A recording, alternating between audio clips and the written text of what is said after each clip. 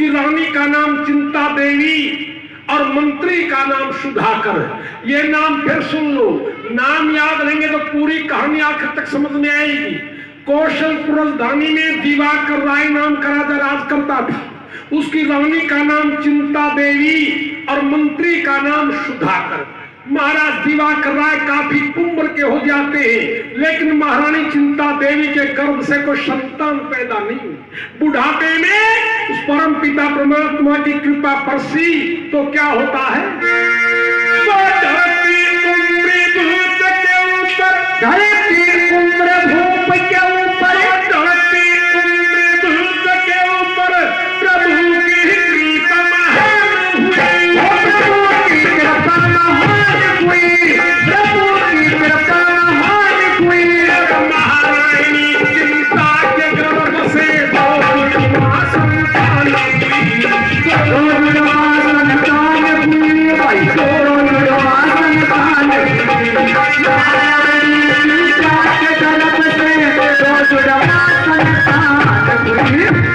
बुढ़ापे में परम पिता परमात्मा की असीम कृपा से महारानी चिंता देवी के गर्भ से 2 जुड़वा संतान पैदा होती है।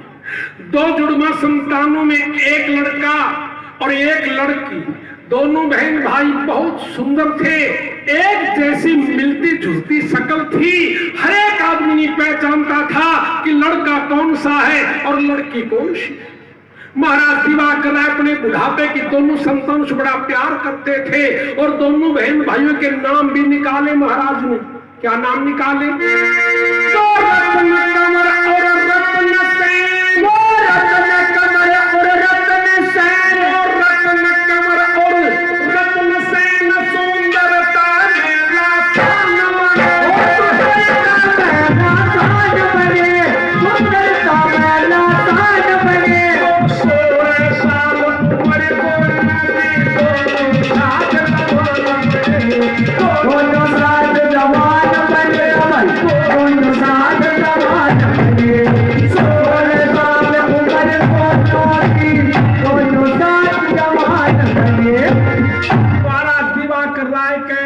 लड़की का नाम रत्न कंवर, लड़के का नाम रत्न सेन।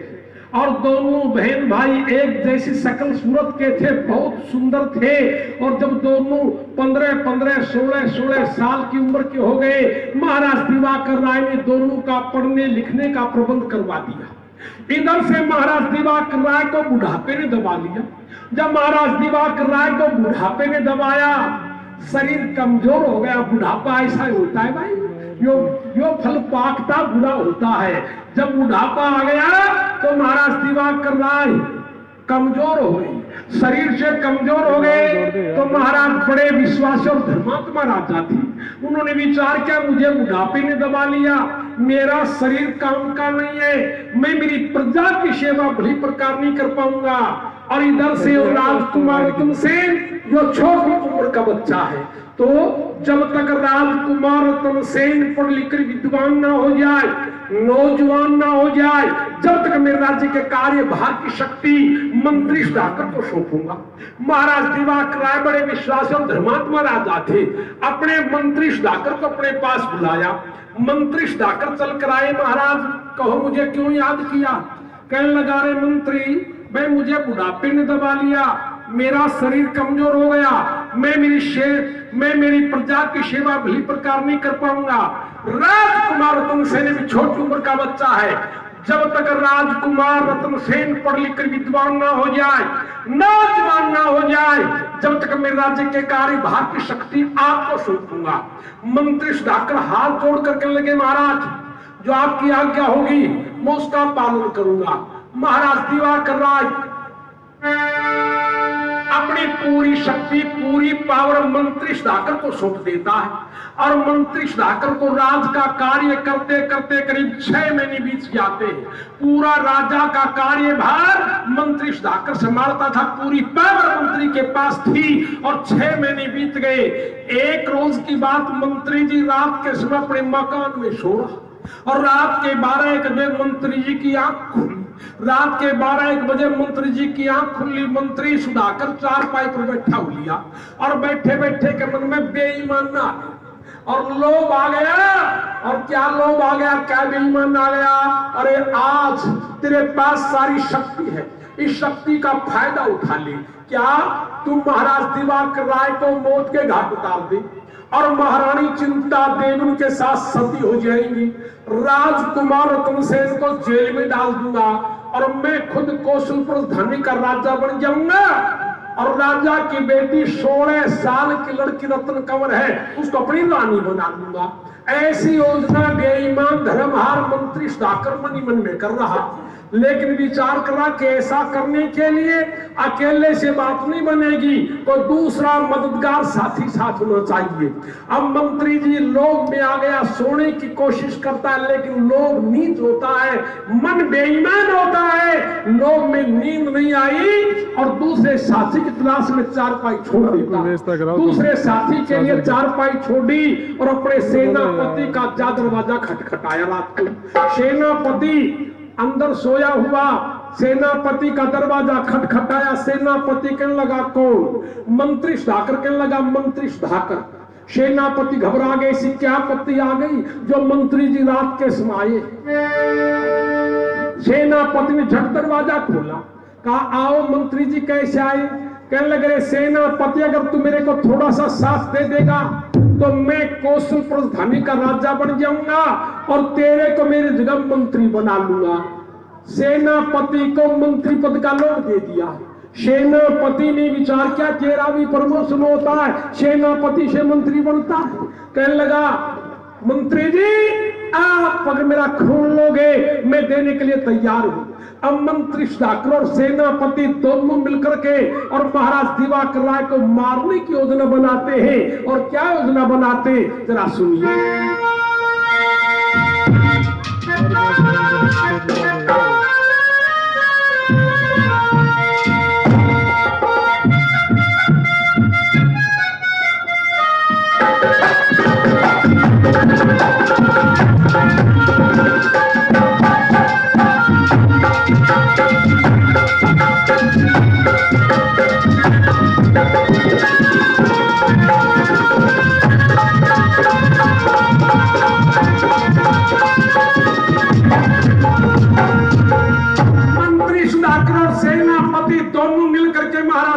राय को मारने की योजना कर रहे हैं। और क्या योजना बना रहे हैं?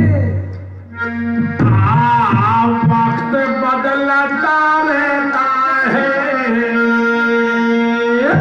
वक्त बदलता रहता है, सुबह उदय हो सूर्य शाम को ढलता रहता है, बदलता रहता है।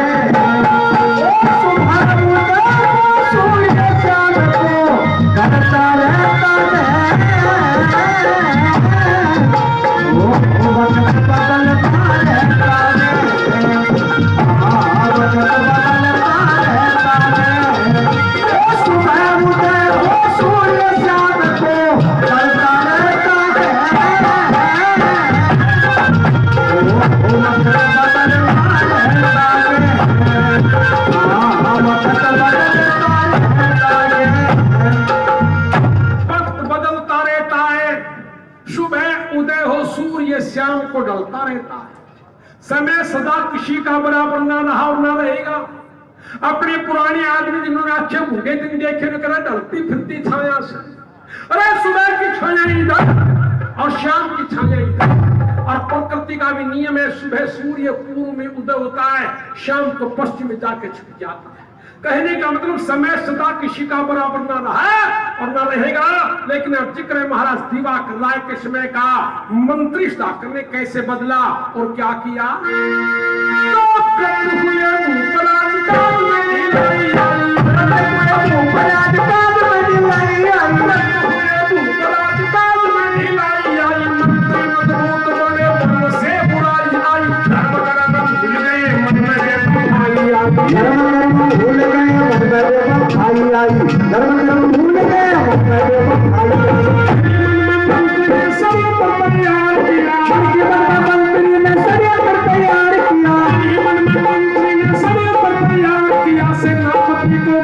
साथ में कार किया, अपने अनुसार किया।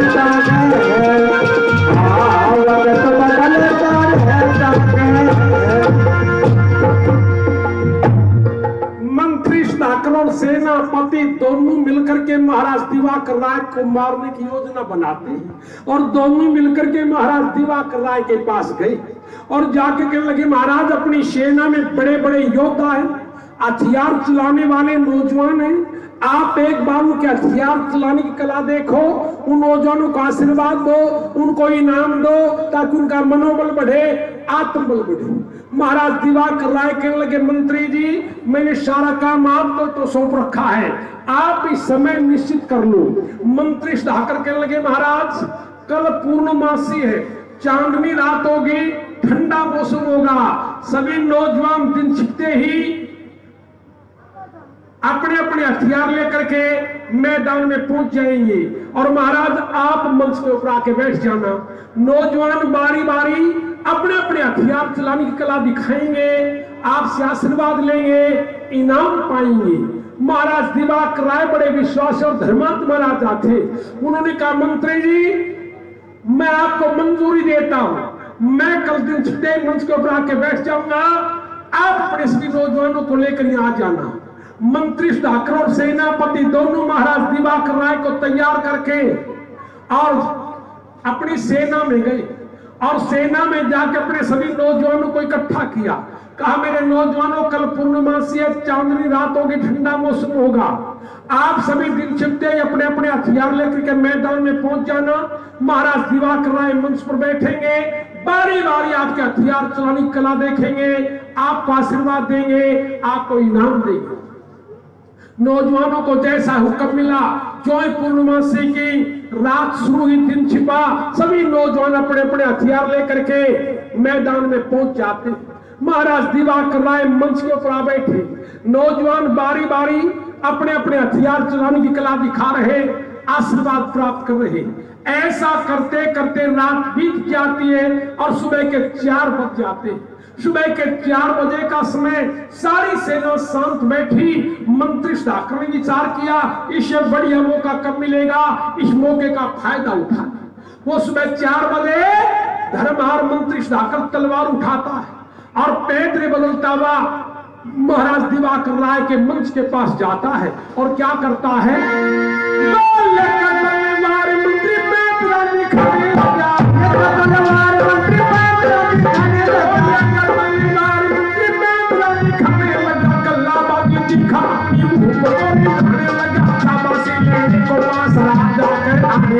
शाबाश लेने को पास राजा के आने लगा, शाबाश लेने को पास राजा के आने लगा।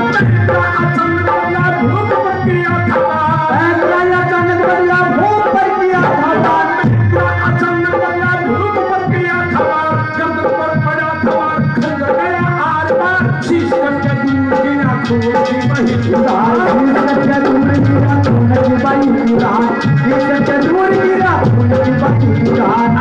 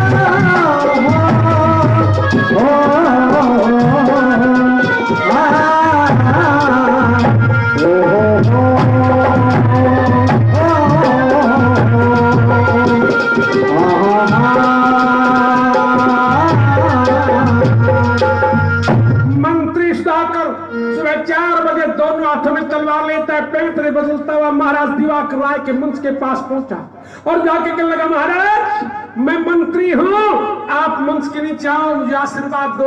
वो विश्वास और धर्मात्मा महाराजा दिवाकर राय जो ये आशीर्वाद देने के लिए मंच के नीचे उतरे, धर्मार मंत्री के दोनों हाथों में तलवार, दोनों का एक साथ गर्दन परवार धड़ धरती पे गिर जाता है, गर्दन कट के दूर चली जाती है। जो महाराज दिवाकर राय को मौत के घाट उतारा, जो सेनापति मंत्री पद के लोभ में शाह दे रहा था। देखो लोभ इतना नीच है, लोभ न्याय को खा गया। न्याय क्या थी? जब निर्दोष महाराज को धोखे से कत्ल कर दिया मंत्री ने, तो सेनापति कहते धर्मार मंत्री सुधाकर को फांसी के तख्ते पर लटकाओ। लेकिन सेनापति ने विचार किया तेरा प्रमोशन होगा, तू मंत्री बनेगा सेनापति से। और भाई सेनापति मंच पर खड़ा हुआ और कहने लगा आज से हमारी कौशल राजधानी का राजा हम मंत्री सुधाकर को मानते हैं। ये न्याय थी क्या? लेकिन लोग न्याय को खा गया और कौशल राजधानी का राजा वो मंत्री सुधाकर बन गया और महाराज दिवाकर राय को कत्ल कर दिया। इस घटना को देख रहा एक वफादार सिपाही, जिस सिपाही का नाम था राम सिंह। राम सिंह सिपाही ने राजा का सच्चा अन्न पानी खाया था। राम सिंह सिपाही ने देखा इस धर्महार मंत्री ने महाराज के साथ बड़ा भारी घात किया, महाराज के साथ घात किया है, धोखे से कत्ल कर दिया, इसके राज को छीन लिया। और राजकुमार रतन सेन जो राजा का बेटा 16 साल का राजकुमार था, मंत्री सुधाकर कौशलपुर का राजा बनते ही राजकुमार रतन सेन को गिरफ्तार करवाया और जेल में डलवा दिया। इस घटना को सिपाही राम सिंह ने देखा, विचार किया इस बेईमान मंत्री ने बड़ा घात किया। इस घात की सूचना में जाके महारानी चिंता देवी को महलों में दी। सुबह का समय राम सिंह सिपाही रोता हुआ चिल्लाता हुआ मैदान से दौड़ता हुआ और महल के दरवाजे पर आता। इधर से महारानी चिंता देवी सुबह सुबह अपनी सखी सहेलियों के बीच में घूमने की तैयारियां कर रही। अरे वफादार सिपाही राम सिंह महल के दरवाजे पर आकर फूट फूट के रोने लगा। रोने के बाद महारानी के कानों में गई। महारानी कहने लगी बहनों बातें बंद करो, बाहर रोने की आवाज आ रही। सब चुप रह जाती है। महारानी चिंता देवी टहल करके महल के दरवाजे पर गई, देखा सिपाही राम सिंह फूट फूट के रो रहा। महारानी कहने लगी रे बेटा, अरे राम सिंह बेटा क्या बात होगी रे बेटा, सुबह सुबह इतना दुखी? राम सिंह बोला नहीं, लंबी सुन की भर रहा, धाड़ मार मार के रो रहा। और जब लंबी दुख में सुन किया तो बोलनी पाटती नहीं। राम सिंह सिपाही की बोलनी नहीं पाटी और धाड़ मार मार के रोने लगा। महारानी चिंता देवी फिर कहने लगी रे बेटा राम सिंह, अरे बात क्या हो गई? अरे सुबह सुबह रोता क्यों है? तो सिपाही राम सिंह रोता हुआ शुभकता हुआ टकता हुआ धीरे धीरे थोड़ी मस्ती करके और महारानी चिंता देवी को घटना बताने लगा। और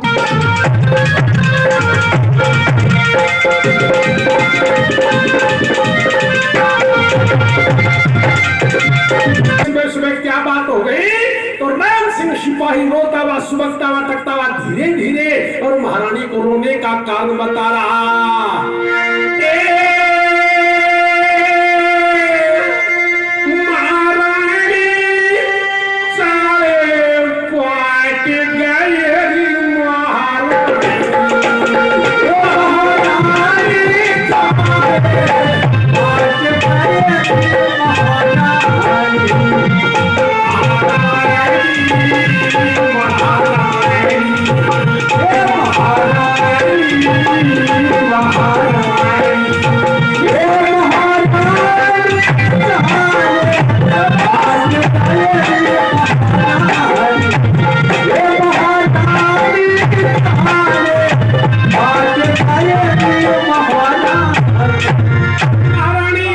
महारानी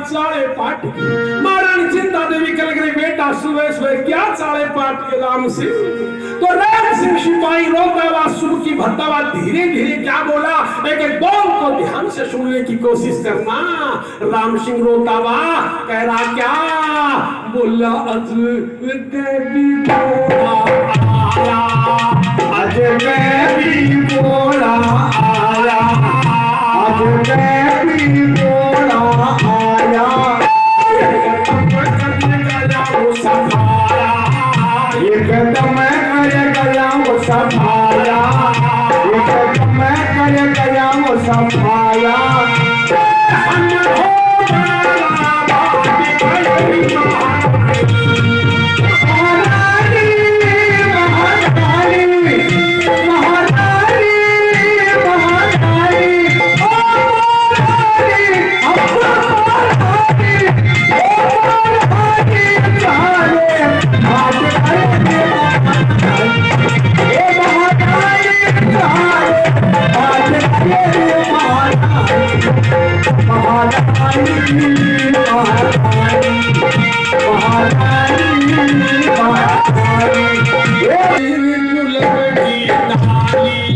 महारानी जुलम की डाली हल गई जुलम की डाली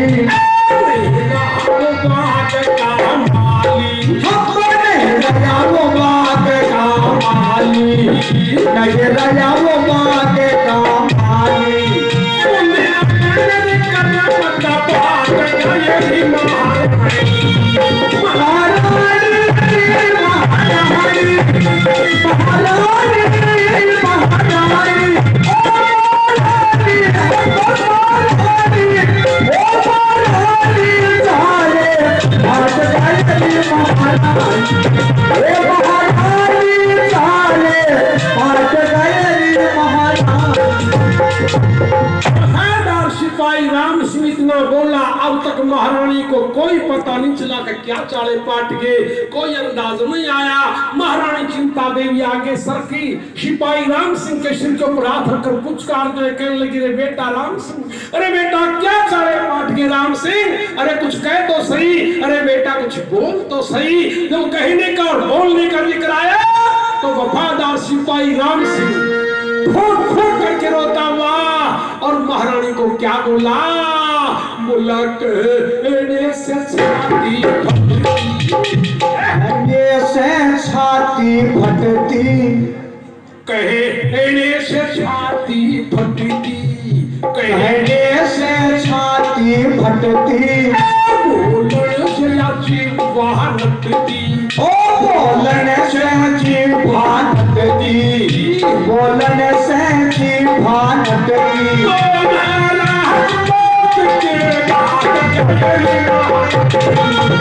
महारानी महारानी महारानी महारानी ओ महारानी ओ महारानी ओ महारानी चाहे आज गई महारानी ओ महारानी चाहे आज गई महारानी